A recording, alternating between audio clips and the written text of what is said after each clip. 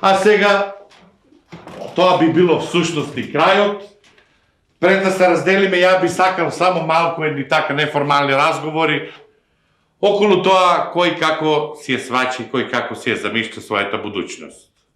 И сега другарчињата господинот Млад Тошо и господинот Наке.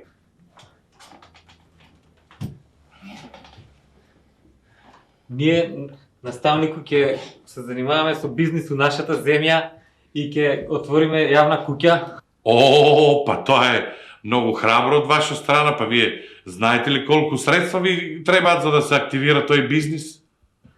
Немаме средства некои, за почеток ќе почнеме сами. Ќе работиме само ние двајца, па после ќе почнеме и да се шириме.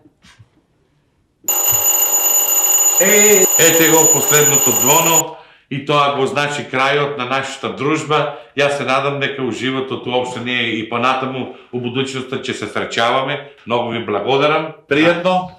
Бидете ми здрави.